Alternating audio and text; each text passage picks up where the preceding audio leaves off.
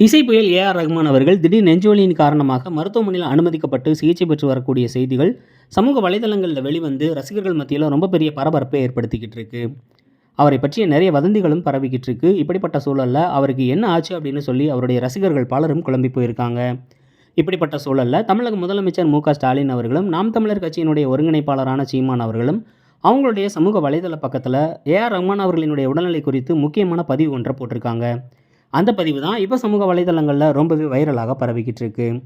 முதலமைச்சர் மு.க. ஸ்டாலின் அவர்கள் ஏ.ஆர். ரகுமான் அவர்கள் மருத்துவமனையில் அனுமதிக்கப்பட்டிருக்கக்கூடிய செய்தியை கேட்ட உடனே சம்மந்தப்பட்ட மருத்துவமனை நிர்வாகத்திற்கு தொலைபேசியில் தொடர்பு கொண்டு அவருடைய உடல்நிலை குறித்து கேட்டறிஞ்சிருக்காரு. அவர் ரொம்பவே நலமாக இருக்காரு, விரைவில் வீடு திரும்புவார் அப்படின்னு சொல்லியிருக்காரு.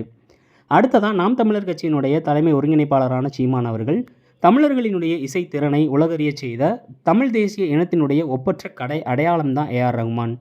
மிகப்பெரிய பேராளுமை, இன்னிசை தமிழர், அன்பு சகோதரர் ரகுமான் அவர்கள் சீக்கிரமாக உடல்நிலை சரியாகி திரும்பி வரணும், வந்து ரசிகர்களுக்கு இசை விருந்து கொடுக்கணும் அப்படின்னு அவருடைய சமூக வலைதள பக்கத்தில் தெரிவிச்சிருக்காரு. இப்படி நிறைய பேர் ஏ.ஆர். ரகுமான் அவர்களினுடைய உடல்நிலை குறித்து அவங்களுடைய கருத்துக்களை தெரிவிச்சிருக்காங்க.